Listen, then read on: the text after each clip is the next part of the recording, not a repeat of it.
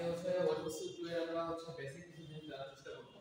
আমরা বেসিক জিনিসগুলোর মধ্যে গুরুত্বপূর্ণ যেটা সেটা হচ্ছে আচ্ছা ডায়াল হওয়ার জন্য কোন কোন বিষয়গুলো খুবই গুরুত্বপূর্ণ, ঠিক আছে? সেই জিনিসগুলো আমরা একটু দেখার চেষ্টা করব। একটা হচ্ছে অক্সিলারি অথবা কেমিক্যাল,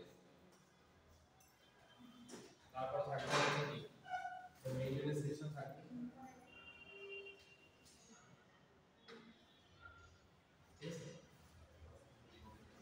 ডায়াল হচ্ছে কি ডায়াল স্পেলিংয়ের বিষয় আছে।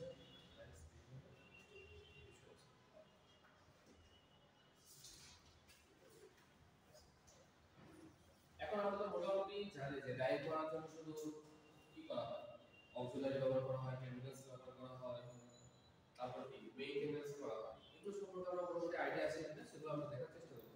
সেটা হচ্ছে দেখো ফার্স্ট অফ অল সেটা হচ্ছে কি আমরা বিভিন্ন ধরনের কেমিক্যাল ব্যবহার করি, তাই না? কি ধরনের কেমিক্যাল হতে পারে? দেখো ডাইয়ের আমাদের তিন ধরনের মাধ্যম আছে। প্রথমে কি করি, প্রিট্রিটমেন্ট প্রসেস করি, তারপরে কি করি ডাই করি, তারপর কি করি ফিনিশিং করি, তাই না? এখন এই টাইপের বিভিন্ন সময় বিভিন্ন কেমিক্যাল ব্যবহার করা হয়, সেই জিনিসগুলো কথা বলা হচ্ছে। কেমিক্যাল তাহলে কোনগুলো? দেখো সোডিয়াম হাইড্রোক্সাইড তোমাদের মনে আছে কিসের জন্য আমরা ব্যবহার করি? কাপড় পোড়ানোর জন্য। রাইট, সোডিয়াম হাইড্রোক্সাইড স্টার্টিং এর কি ব্যবহার করা হয়? Sodium hydroxide. আরো কেমিক্যাল ব্যবহার করেছিলাম সেটা হচ্ছে কি বলতো হাইড্রোজেন পারঅক্সাইড। আমরা কি ব্যবহার করেছিলাম? হাইড্রোজেন পারঅক্সাইড ইউজ করেছিলাম কাপড় সাদা করার জন্য। তারপরে দেখো আমরা যখন আরেকটা প্রসেস করেছিলাম এটার জন্য আমরা সোডিয়াম হাইড্রোক্সাইড ব্যবহার করেছিলাম। কোনটার জন্য বলতো? মার্শালাইজেশন। মার্শালাইজেশন এটা মার্শালাইজেশনের উদ্দেশ্য কি ছিল বলতো? এটা কেন করা হলো মার্শালাইজেশন? এটা করার উদ্দেশ্য ছিল যখন একটা ফাইবারের লাস্টটা উজ্জ্বলতা শুরু করার জন্য কাপড়ের স্কেলটা বাড়ানোর জন্য ব্যবহার করা হয়, ঠিক আছে? ক্লিয়ার? এটা একটা। তো আমরা বিভিন্ন ধরনের কেমিক্যাল ব্যবহার করি। এখন দেখো এটা কাজ কি? ন্যাচারাল ইম্পিউরিটিস দূর করা, এটা কাপড়ের ব্রাইটনেস বাড়ানো, এটা ব্যবহার করা হয় ময়েশ্চারাইজেশনের জন্য, তাই না? এগুলো ব্যবহার করা। এখন আসো ডাইয়ের জন্য আমরা কি ব্যবহার করি? ডাইস ব্যবহার করি। কি ব্যবহার করি? ডাইস ব্যবহার করি। তো আমরা কি কি ধরনের ডাইস হতে পারে?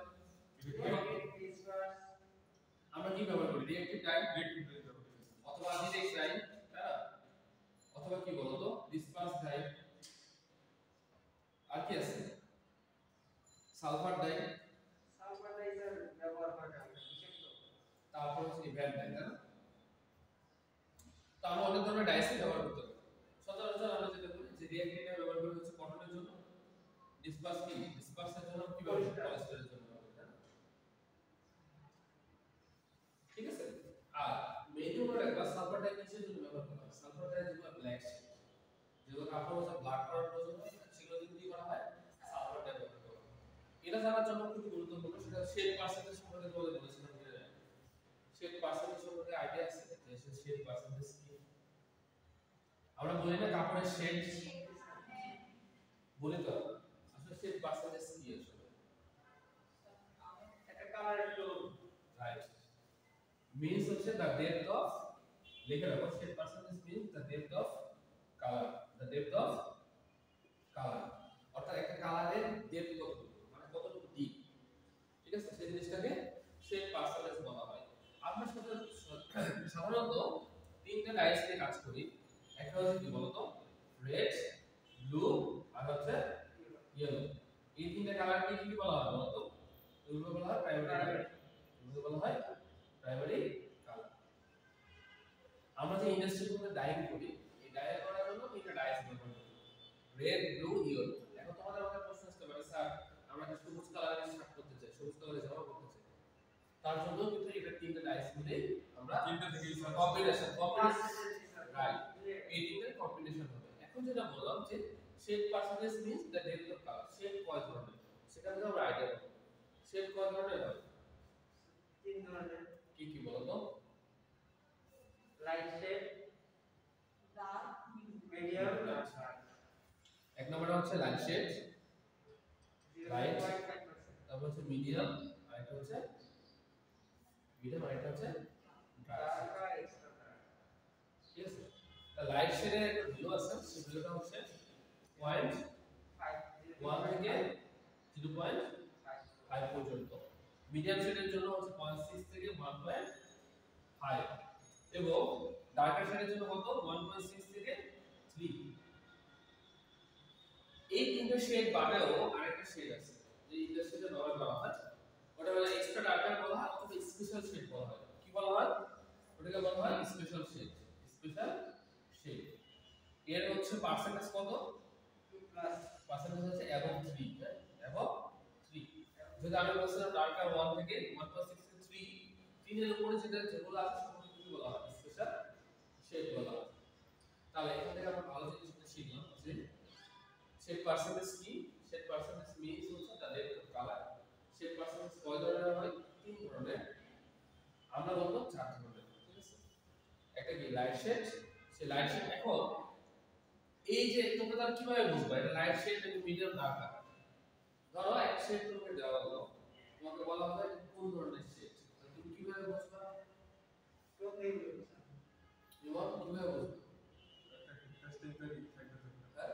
টেস্টিং মিডিয়াম এখানে কথা এই যে রেড ব্লু ইয়েলো ব্যবহার করা হয় এগুলো তো পার্সেন্টেজ আছে না, তো এটা রেসিপি এটা ধরো 0.05 0.06 আর ধরো 1 এভারেজ কত আছে এই তিনটা যোগ করে দেখবা কার মধ্যে পড়ে। এই তিনটা যোগ করে যেটা মনে হবে সেটাই হচ্ছে তার শেড। লাইট শেড হলে লাইট শেড, মিডিয়াম হলে মিডিয়াম শেড, ডার্ক হলে dark shade. Clear?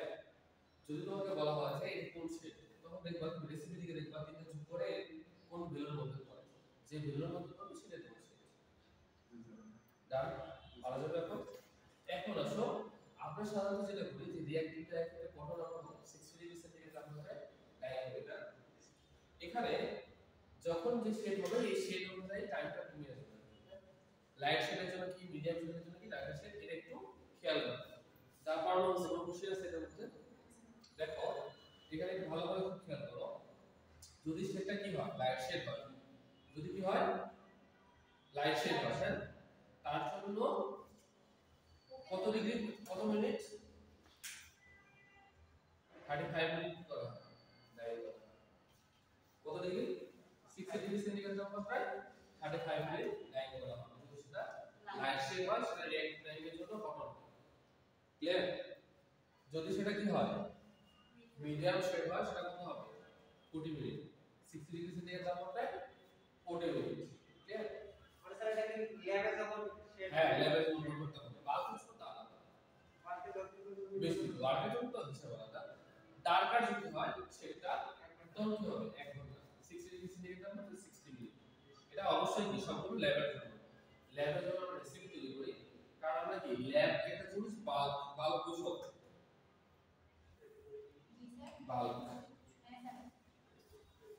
Lab two bulb অর্থাৎ প্রথমে যে একটা রেসিপি তৈরি করো সেটা তো ল্যাবে করবে না, ল্যাবে করার পর এটা বৃহৎ আকারে প্রোডাকশন হবে এটাকে বলা হয় বাল্ব। বাল্ব বৃহৎ আকারে যে প্রোডাকশনটা করে সেটাকে বলা বাল্ব ল্যাব টু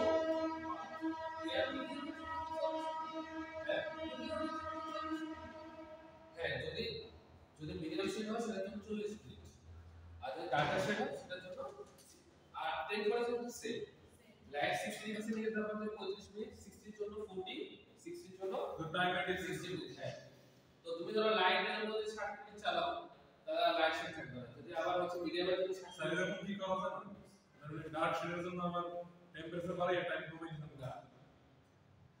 এরা এরা কেন করা যায় না আমি তোমাকে বলি। আমরা এই পিসি কাপড় তো নাম শুনছি, পিসি পিসি মানে polyester cotton, polyester cotton, polyester কটনে পলিস্টার কটন কত থাকে 65% আর কটন থাকে 35%। এখন এখান থেকে একটা প্রশ্ন করা হয় যে পিসি যখন একসাথে কম্বাইন ডাইং করব কোন পার্টটা আগে ডাইং করা হবে? আগে পলিস্টার পার্ট। হ্যাঁ পলিস্টার কেন করা হবে পলিস্টারটা আগে? স্যার কারণ আগে যদি পলিস্টার পার্টটা করা না হয় যে কটনের কালারটা কালারের ভিতরটা আছে এটা লাইট থাকে, এটাই শুধু লাইট শেড পলিস্টার ডাইং করা হয় হচ্ছে 135 ডিগ্রি সেন্টিগ্রেড তাপমাত্রায়। কত 135? কটনটা ডাইং করা হয় 60 ডিগ্রি সেন্টিগ্রেড তাপমাত্রায়।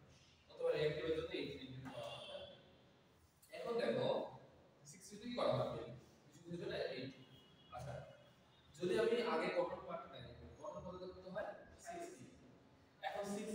ডাই করার পরে আমি আবার কি পলিস্টারটা করতে গেলে 135 এ যাইতে হবে, কিন্তু 60 ডিগ্রি টেম্পারেচার মানে অনেক, এখানে তো কটন এর বেশি গেলে কটনটা কি হয়ে যাবে, নষ্ট হয়ে যাবে, তাহলে আমি পলিস্টার পার্টে যাইতেই পারবো না। এই জন্য যেটা করা হয় পলিস্টার পার্টটা আগে ডাই করা হয়, টেম্পারেচার বেশি লাগে, ডাই করার পরে এটা কুলিং করা হয় 80 ডিগ্রি, কুলিং করার পরে কটন পার্টটা ডাই করা হয়। এটা তারপরে প্রেসার করে পরিষ্কার করে ল্যাবে কাপড়ে করে ল্যাবে সঙ্গে দেখা হয় ঠিক থাকে, মানুষের যে রিঅ্যাকশন করে এক্সপায়ার করা হয় আলাদা মেশিন নাম দিয়ে এটা বুঝতে পারছো। এই জন্য তোমাদের কথা বলতে শুরু করা হয় যে পিসি পার্টের কোনটা আগে ডাই করবে, সবসময় মনে রাখা পলিস্টার, কারণ কি পলিস্টার 135 ডিগ্রি সেন্টিগ্রেড তাপমাত্রায় ডাই করা হয়। এখন যখন আমি যদি কটন পার্টটা আগে করি তাহলে 1 ডিগ্রি সেন্টিগ্রেড তাপমাত্রায় উঠতে কটন পুড়ে যাবে, তাহলে ওটা ডাই করতে। আরেকটা জিনিস এখানে জানা দরকার যে পলিস্টার পার্টের জন্য একটা স্পেশাল প্রসেস ডেভেলপ কি করা হয়, স্পেশাল প্রসেস ডেভেলপ করা হয়, তার নাম হচ্ছে আরসি। কি নাম? আরসি। আরসি মানে কি জানো? রিডাকশন। জানো আরসি মিন্স হচ্ছে রিডাকশন পিরিয়ড, ঠিক আছে? হ্যাঁ আরসি মানে কি? আরসি মিন্স কি? Cleaning agent. তো হ্যাঁ আরসি মিন্স হচ্ছে রিডাকশন পিরিয়ড, এটা হচ্ছে শুধুমাত্র পলিস্টারের জন্য ব্যবহার করা হয়। তার রিজন হচ্ছে তাহলে আরসি কি, রিডাকশন ক্লিনিং কি? রিডাকশন ক্লিনিং মিন্স ডাইং করার পরেও কিছু আনফিক্সড ডাই থেকে যায়, এই আনফিক্সড ডাইটা রিমুভ করার জন্য রিডাকশন ক্লিনিং করা হয়। বুঝা গেছে? তাহলে কি বললাম, আরসি মিন্স কি, যে ডাই করার পরেও কিছু আনফিক্সড ডাই থেকে যায়, সেই আনফিক্সড ডাইটা রিমুভ করার জন্য আরসি করা হয়। জিএস সাইকেল কি সাথে দেখা হয় প্লাস্টিক বা হাইড্রোজেন ইউজ করতে হবে। এখন এই আরসি এর প্রসেস আছে, রেসিপি আছে, না একটু লিখে রাখি। বুঝা গেছে বাবা? যে আরসি কি তাহলে রিডাকশন এটা কাকে বলে?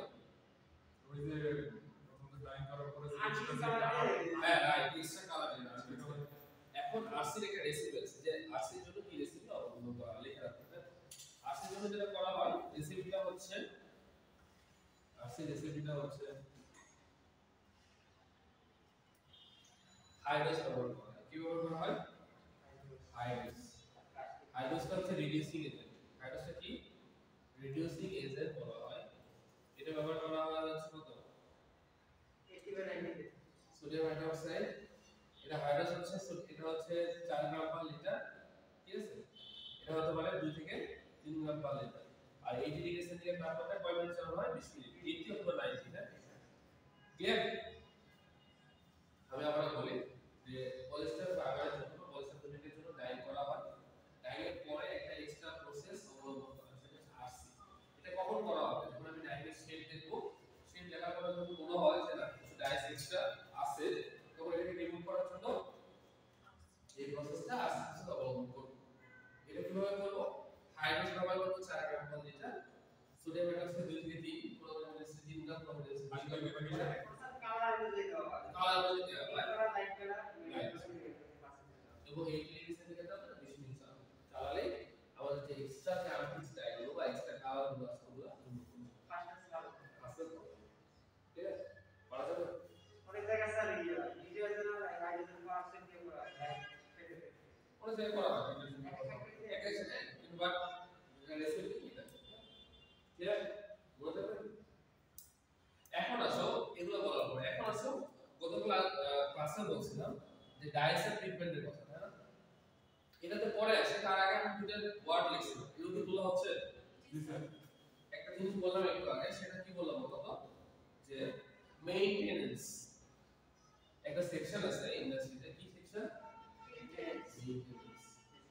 মেইনটেনেন্স কি আসলে বলতো? এটা মেইনটেনেন্স কোনো প্রবলেম হবে? রাইট। মনে রাখবা ইন্ডাস্ট্রিতে মেইনটেনেন্স একটা গুরুত্বপূর্ণ সেকশন। কারণ কি দেখো, যেহেতু মেশিনগুলো কন্টিনিউয়াস 24 আওয়ার্স চলে, তাই না? এখন দেখো একটা মানুষ যখন কন্টিনিউয়াস তুমি ধরো সারাদিন সকাল থেকে সন্ধ্যা পর্যন্ত ক্লাস করছো, তুমি টায়ার্ড হবে, যার সন্ধ্যাবেলা একদম ঘুমায় যাবে, স্বাভাবিক। যেমন আমরা সারাদিন ক্লাস দিই, সন্ধ্যাবেলা ঘুমাই, শুয়ে পড়ি, কারণ আমাদের শরীরে একটা রেস্টের প্রয়োজন হয়, তাই না? সো মেশিনেরও কি হয়, একটা সময় মেশিন চলতে চলতে মেশিনেরও একটা রেস্টের প্রয়োজন হয়। এখন যেটা করা পারে উইকলি, সেটা হতে পারে মান্থলি। ঠিক আছে, অর্থাৎ যেটা করা হয় আর কি, ধরো আমার ডাইনিং জন্য যদি আমি ডাইনিং করাচ্ছি, ধরো ডাইনিং এর 29টা মেশিন, কটা 29টা মেশিন আছে, এই মেশিনগুলো তো কন্টিনিউয়াস চলতে থাকে। এখন ধরো প্রত্যেকটা মেশিন কি করতে হবে, শিডিউল আছে, শিডিউল মানে মেইনটেনেন্স করতে হবে। ধরো আজকে আমার 10টা ব্যাচ আছে, ধরো 25 নম্বর মেশিন আমার হচ্ছে কি করতে হবে, মেইনটেনেন্স করতে হবে। এটা আগে থেকে বলা থাকে যে আগামীকাল 25 নম্বর মেশিনটা কি করতে হবে, ফাঁকা রাখতে হবে। মেইনটেনেন্স মিন্স এই মেশিনের পারফরম্যান্স চেক করা হয়, কোনো তার ছিঁড়ে গেছে কিনা, পাওয়ার ঠিক আছে কিনা, এই কানেকশনগুলো চেক করা হয়। সো এইভাবে প্রত্যেক দিন কি করা হয়, কিছু মেশিনে হয়তো ডেইলি করা হয়, কিছু মান্থলি করা হয়, উইকলিও করা হয়, কিছু মেশিনে। হ্যাঁ, মেশিন ওয়াইজ। তো একটা ইন্ডাস্ট্রিতে মেশিন আছে, কিছু মেশিন যদি দীর্ঘদিন চলে সেই মেশিনটা দুর্বল হয়ে পড়ে, ওগুলো মেশিনের মেইনটেনেন্স আবার কিছু ঘন ঘন করা হয়। আর কিছু মেশিন নতুন, এগুলো আবার কি করা হয়, মান্থলি করা হয়। ঠিক আছে, এটা মেশিন ওয়াইজ তো মেইনটেনেন্স করা হয়। ঠিক আছে, আরেকটা সেকশন আছে, এটার মধ্যে একটা সেকশন সেটা হচ্ছে ইলেকট্রিক্যাল সেকশন। হ্যাঁ, ওটার মধ্যে এটার মধ্যে এদের কাজ কি বলো তো? এদের কাজ হচ্ছে কি, যে মেশিনটা যে চলে, মেশিনটা কি দিয়ে চলে, পাওয়ার চলে, পাওয়ার সিস্টেম বা জেনারেটর চলে, তাই না? আমরা যে বিয়ে বাড়িতে জেনারেটর ব্যবহার করি, কি কাজ জেনারেটর, পাওয়ার সাপ্লাই দিচ্ছে। তো ইলেকট্রিক্যাল সেকশনের এদের কাজ হচ্ছে, ধরো মেশিনের পাওয়ারের সমস্যা, ধরো আমার কাছে কি ইনস্ট্যান্ট ওটা পাওয়ার চেক করে পাওয়ারটা দিয়ে দেবে। অথবা ধরো সকালবেলা যখন শিফট চালু হয়, শিফটে ওদের কাজ কি, সব মেশিনে পাওয়ারগুলো দিয়ে দেওয়া, অথবা কোনো পাওয়ারের সমস্যা আছে পাওয়ারগুলো চেক করা। তো একটা সেকশন চালাতে গেলে, ডাইনিং সেকশন চালাতে গেলে এরকম সবগুলো কি সমন্বয়ে চালাতে হবে। ঠিক আছে, তো আমি কি বললাম, ডাইনিং হওয়ার জন্য কি সেকশন হতে পারে, অক্সিলারি লাগে। এখন আসো অক্সিলারি হিসেবে কি কি লাগে সেটা একটু জানি। আমরা তো কেমিক্যালের কথা আলোচনা করেছি, তাই না? অক্সিলারি মানে, অক্সিলারি মিন্স কি, সাহায্য করে, তাই না? অক্সিলারি মিন্স সাহায্য করে। লেখো এই তিনটা ফাংশন ভালো করে লেখো। তাহলে অক্সিলারি গুলো কি কি হয়? ধরো আমরা সিকোয়েস্টারিং এজেন্টের নাম শুনছি। সিকোয়েস্টারিং কি এজেন্ট, সিকোয়েস্টারিং এজেন্ট। এর কাজ হচ্ছে to remove the water hardness, to remove the water hardness, to remove the water hardness. এখন কথা হলো স্যার, যে ওয়াটার হার্ডনেস কি ভালো নাকি খারাপ? খারাপ। আমরা খরতা নাম শুনছি, পানির খরতা। এই হার্ডনেস মিন্স হচ্ছে পানি কন্ট্রোলমেন্ট মেথড ও ফোন আছে, ঠিক আছে? হার্ডনেস মিন্স হচ্ছে পানি খরতা। হার্ডনেস হচ্ছে Zn2 plus copper 2 plus, copper 2 plus, এগুলো বলা হয় হার্ডনেস। অর্থাৎ এগুলো মাঝে মাঝে মেটাল, এগুলো কি বলা হয়, মেটাল আয়ন বলা হয়। কি বলা হয়, মেটাল আয়ন বলা হয়। ঠিক আছে, অর্থাৎ এগুলো যদি থাকে সেগুলো কি করা হয়, দূর করা হয়। কোন এজেন্টের মাধ্যমে, সিকোয়েস্টারিং এজেন্টের মাধ্যমে ওয়াটার হার্ডনেসটাকে রিমুভ করা হয়। আরেকটা অক্সিলারি ব্যবহার করা হয়, সেটা কি বলতো, ওয়েডিং এজেন্ট। কি agent, wetting agent, to remove the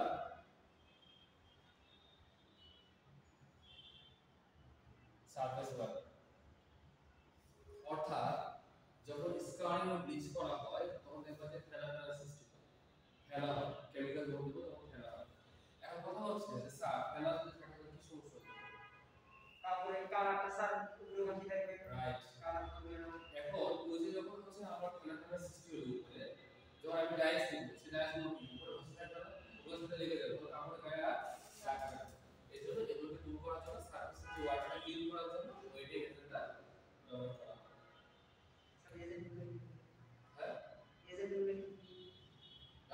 wedding agent হতে পারে, যেমন জিঙ্ক সালফেট হতে পারে একটা, যেমন ক্যালসিয়াম হাইপোক্লোরাইড হতে পারে, অনেক এজেন্টস। ক্লিয়ার? এখন আসো, তাহলে কি এগুলো কি বলা হয় বলতো, এগুলো বলা অক্সিলারি। এগুলো স্কারিং ব্লিচ করার জন্য কিন্তু অক্সিলারি হিসেবে কি করা হয়, এখন তো আমার ক্লাস একবার ক্লাস আমি নেই নাই, মানে আর সার্টিফিকেট প্ল্যান পার ক্লাস করে আপনি লাঞ্চ করে নেই।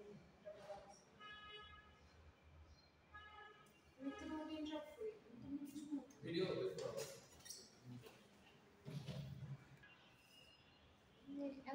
আচ্ছা যেটা বলছিলাম কি বলতো যে সিকোয়েস্টারিং এজেন্টের কথা বলছিলাম আর কার কথা বলছিলাম ওয়েডিং এজেন্টের কথা বলছিলাম ঠিক আছে the sequestering agent কাজ হচ্ছে to remove the water hardness to remove the surface water ঠিক আছে তো এগুলো জিনিস হচ্ছে অক্সিলারিজ হিসেবে ব্যবহার করা কি হিসেবে ব্যবহার করা অক্সিলারিজ হিসেবে ব্যবহার করা তাহলে তোমরা খুব ভালো করে খেয়াল করবা যে টাইম করার জন্য শুধুমাত্র ডাইস কেমিক্যাল ব্যবহার করা হয় অক্সিলারিজ ব্যবহার করা হয় মেইনটেনেন্স সেকশন আছে ইলেকট্রিক্যাল সেকশন আছে সেটাকে বলা হয় ইউটিলিটি সেকশন বলা হয় ইলেকট্রিক্যাল যে সেকশনটা সেটাকে কি বলা হয় ইউটিলিটি সার্ভিস আমরা ভাষা বাড়িতে বলতাম যে ইউটিলিটি সার্ভিস বলে ইউটিলিটি বিল বলি না আর সঠিক যে খরচের কথা বলি মানে কথা বলি ইউটিলিটি বিল দেওয়া তো এই জিনিসগুলো সবগুলো সম্পূর্ণই কিন্তু একটা ডাই সেকশন ক্লিয়ার ঠিক আছে ওকে এগুলো যদি তোলা হয়ে থাকে তাহলে আমি আরেকটু আগাবো সামনে দিকে তোলা হয়ে গেছে এখন আসো আর কিছু গুরুত্বপূর্ণ জিনিস নিয়ে আলোচনা করি সেটা হচ্ছে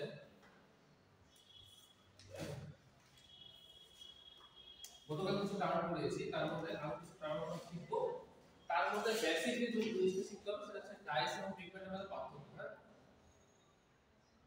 ডাইস এন্ড পিগমেন্ট ডিফারেন্স পরীক্ষার জন্য খুব গুরুত্বপূর্ণ হ্যাঁ what is the difference between dyes and pigment গতকাল বলছিলাম যে ডাইস এবং পিগমেন্টের মধ্যে কি পার্থক্য বলেছিলাম হচ্ছে ডাইস হলো ওয়াটার কি বলতো ওয়াটার সলিউবল পিগমেন্ট হলো ওয়াটার ইন সলিউবল একটা হ্যাঁ দুই নম্বরে কি বলছিলাম অ্যাফিনিটি টু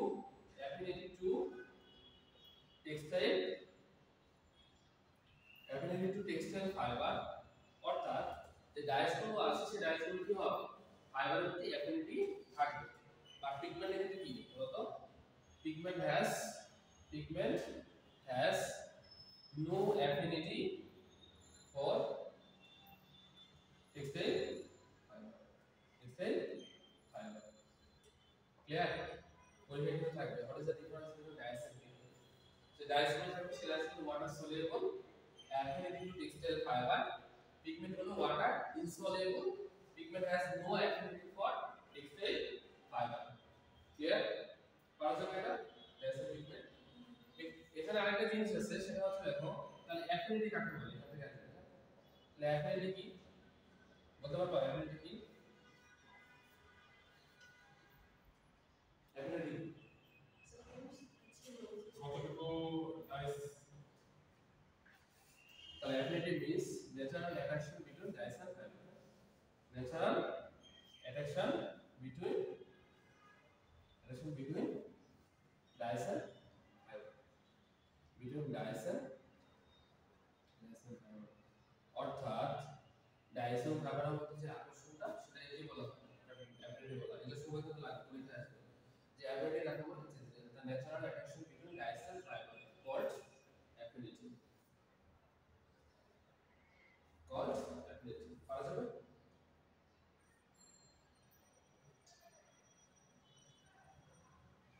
এখন আসো water soluble dyes and water insoluble dyes মাঝে মাঝে পরীক্ষায় লেখা থাকে যে give some example of water soluble dyes and water insoluble dyes তাহলে কি কি হতে পারে বলতো water soluble dyes কোনগুলো হতে পারে আর water insoluble এ বলতে পারো water soluble আর water insoluble dyes water soluble dyes কোনগুলো বলো দেখি water soluble dyes হচ্ছে reactive dyes হ্যাঁ reactive dyes তারপর কি বলো তো acid dyes basic dyes red dye basic dyes clear আর water insoluble dyes কোনগুলো disperse dye disperse vat sulfur কারণ দেখো ডিসপার্স যায় যেটা পলিস্টার সেটা ডিসপার্সিং এজেন্ট ব্যবহার করে ওয়াটার সলিউবল করা আর ভ্যাট ডাইটা ইনসলিউবল একে সলিউবল করার জন্য ভ্যারিয়েন্ট প্রসেস অবলম্বন করা হয়। ভ্যারিয়েন্ট করার জন্য কি করা হয়, ইনসলিউবলকে সলিউবলে কনভার্ট করা হয়। ঠিক আছে, তো মাঝে পরীক্ষা থাকতে পারে give some example of water soluble dyes and water insoluble dyes. তাহলে ওয়াটার সলিউবল ডাইস এর মধ্যে অ্যাসিটাইস আর ওয়াটার ইনসলিউবল ডাইস এর মধ্যে ডিসপোজ ডাই এবং ভ্যাটাইস। ক্লিয়ার?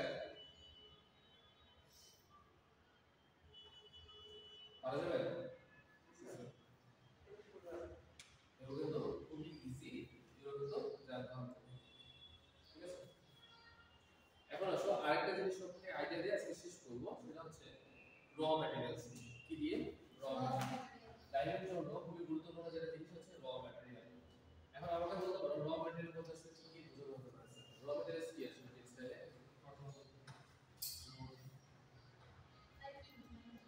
র ম্যাটেরিয়াল কি টেক্সটাইলে? ইয়ার, ফাইবার, ফেব্রিক, এগুলো কি না? অর্থাৎ এই যে আমরা ডাই করি এমনিতে আসে না। প্রথমে কি বলতো, প্রথমে হচ্ছে র ম্যাটেরিয়াল থেকে কি আসে? ইয়ার, ইয়ার থেকে কি আসে? ফাইবার, ফাইবার থেকে ফেব্রিক। হ্যাঁ, এজন্য এটা কিন্তু লাগে যে এমনিতে আসে না। প্রথমে র ম্যাটেরিয়ালস টেক্সটাইল কিছু না, মাঝে মাঝে বলা হয় যে write down the flowchart of textile. কি কি হবে? প্রথমে হচ্ছে র ম্যাটেরিয়ালস, দেন হচ্ছে ইয়ার, দেন হচ্ছে ফাইবার, তারপর হচ্ছে ফেব্রিক। ইজি না? তো অনেকগুলো প্রসেস অবলম্বন করা হয় ইয়ার থেকে ফাইবার, ফাইবার থেকে ফেব্রিক। তার মধ্যে এখন আমরা একটা জিনিস সম্পর্কে জানতে চাই, ফাইবার। আমরা অলমোস্ট অনেকগুলো ক্লাসে আমরা পড়ছি, ইন্ট্রোডাকশন টু টেক্সটাইল পড়ছি, ন্যাচারাল ফাইবার পড়েছি। ফাইবার কয় ধরনের তৈরি? ফাইবার হচ্ছে দুই ধরনের, একটা হচ্ছে ন্যাচারাল ফাইবার আর একটা হচ্ছে ম্যান ফাইবার। ন্যাচারাল ফাইবারের উদাহরণগুলো কি কি হতে পারে? কটন, জুট, তারপর কি হেম্প, উড, সিল্ক, আর হচ্ছে কি হতে পারে? আর ম্যান ফাইবার বা রিজেনারেট ফাইবার বলা হয়। ভিসকোস, রিও, এগুলো কি রিজেনারেট ফাইবার। আর হচ্ছে কি পলিস্টার এবং নাইলন, এগুলোকে বলা হয় ম্যান ফাইবার। ম্যান ফাইবারের মধ্যে কিন্তু রিজেনারেটেড ফাইবার। সো এগুলো কিন্তু লাগে, তাই না? এখান থেকে আরেকটা গুরুত্বপূর্ণ যেটা ফাইবারের মধ্যে তোমাদের বলেছিলাম, আমাদের ওই কিছু ওয়ান থেকে আমি নিয়েছিলাম, তোমাদের একটা গুরুত্বপূর্ণ বিষয় বলেছিলাম, মনে আছে কিনা আমি জানি না, যে এতগুলো ফাইবার থাকা সত্ত্বেও আমি কেন কটন ব্যবহার করি? কটনটা স্যার কমফোর্টেবল, কস্ট কম হয়, এটা তো আছে আর কি হতে পারে। আমরা একটু ডিপলি চিন্তা করতে হয়, এগুলো তো কটনের মানে কটনে অ্যাভেলেবল, কটনের কস্ট কম, কটনের কিছু কমফোর্ট, আমরা যখন 100% কটন ব্যবহার করার ট্রাই করি, কেন বলতো? ডাইয়ের জন্য মানে খুব সহজে ডাই হয় না। আমি বলি আমাদের এই কাপড় কেন আমাদের কাপড়ের যে ছোট ছোট অংশ আছে, পোর অংশ আছে, এগুলোকে বলা হয় পোর বলা হয়। কি বলা হয়? পোর বলা হয়। এটা হচ্ছে কটন কাপড়ে অনেক বেশি, কটনে অনেক বেশি, কিন্তু পলিস্টারে কিন্তু পোর অনেক কম। এই পলিস্টার কাপড় পরলে কাপড় কি গরম লাগে না, কারণ পোর মানে ঠান্ডা কাপড় ছোট ছোট অংশ, এই অংশগুলোতে বাতাস ভিতরে পাস করতে পারে। এখন যেটা বললাম, এতগুলো ফাইবার থাকা সত্ত্বেও আমরা কেন কটন ব্যবহার করি, তার রিজনটা হচ্ছে কটনের মেইন উপাদান কি? সেলুলোজ। কটনের সেলুলোজ থাকে প্রায় 94%। সেখানে ইম্পিউরিটিস থাকে কত পার্সেন্ট? তোমাদের পড়াছিলাম মনে আছে? ইম্পিউরিটিস থাকে হচ্ছে 6%। তো আমি কেন ব্যবহার করব, তার রিজন হচ্ছে, ধরো জুট যদি বলি, জুটের মেইন উপাদান হচ্ছে সেলুলোজ। সেলুলোজ হচ্ছে 65% আর ইম্পিউরিটিস থাকে কত? 35%। এখান থেকে একটা পার্থক্য খুব সহজে বোঝা যায়। দেখো, যেখানে কটনের 6% ইম্পিউরিটিস দূর করতে আমি ভুসিল খাই, সাপোজ সে হয়ে গেল, সেখানে আমি 35% কি ইম্পিউরিটিস ইউজ না, আমি খুব সহজে কি ইম্পিউরিটিস দূর করতে পারবো? যেখানে আমি 6% দূর করতে আমার কষ্ট হয়ে যায়, সেখানে 35% তো অনেক। এই জন্য যতগুলো ফাইবার আছে সবগুলো ফাইবারের মধ্যে কতটি ইম্পর্টেন্ট ফাইবার, যেটা ইম্পিউরিটিস পরিমাণ অনেক কম। এই জন্য কটনটাই সবথেকে বেশি প্রিফার করা হয়, ব্যবহার করা হয়। কটন কমফোর্ট, কস্ট কম, এগুলো তো আছে, তার মধ্যে সবথেকে গুরুত্বপূর্ণ যেটা, কারণ ডাইংয়ের ডাইস, কেমিক্যাল, ওয়াটার খুবই কস্টলি, হিউজ পরিমাণ কেমিক্যাল কস্ট, হিউজ পানি লাগে। আবার ডাইংয়ের যে প্রসেস তো অনেক শর্ট না, লেন্থি প্রসেস, তো একটা কাপড় ডাই করতে হিউজ পরিমাণ টাকা খরচ হয়। সেখানে আমি যদি ইম্পিউরিটিস আরো বেশি থাকে, তাহলে আমি ডাই করতে আমার কেমিক্যালস লাগবে, ডাইস লাগবে, আমার পানি পরিমাণ বেশি লাগবে। সো আলটিমেটলি এই জন্য এটা মনে রাখতে হবে, যদি কোনো জিজ্ঞাসা করে যে এতগুলো ফাইবার সরাসরি বলবো যে স্যার যতগুলো ফাইবার আছে সবগুলো ফাইবার মধ্যে কটনের ইনফ্লুয়েন্স পরিমাণ অনেক কম, বাকি ফাইবারগুলো ইনফ্লুয়েন্স পরিমাণ হিউজ। 6% ইনফ্লুয়েন্স আমরা খুব সহজে দূর করতে পারতেছি না, স্কাউট করি, ব্লিচ করি, পুরো আবার আলফিক্স ডাই থেকে যায় আবার একটা প্রসেস আবার করতে হয়, সেখানে 35% কি হবে এই জন্য কটনের সবচেয়ে বেশি ব্যবহার করা হয়। ডাবল স্ক্যান কস্টলা আমাদের সত্যি কাপড়গুলো পরে কি বলে কটনের বেশি শুধু তো করব একটা এই যে একটা আছে এটা হচ্ছে পিসি কাপড় আর একটা হচ্ছে সিবিসি কাপড়, হ্যাঁ এটা পিসি কাপড় এটা হচ্ছে সিবিসি কাপড়। পিসি মানে পলিস্টার কটন, পলিস্টার কটনের বেশি থাকে আর জিপ দিলো এখানে আবার কটনের পরিমাণ বেশি 69%। শুধু 65% 35% এমন না, 60 40 ও হতে পারে, 70 40 হতে পারে। কটনের পরিমাণটা 50% করে থাকতে হবে আর পলিস্টারের 50% নিচে রাখতে হবে, ওটা 70 30 ও হতে পারে, পিসি হলে 70 30 ও হতে পারে, মানে পলিস্টারের পরিমাণটা কম বেশি থাকতে পারে। আবার দেখো 60 40 ও হতে পারে, কটন 60 পলিস্টার 40, ক্লিয়ার।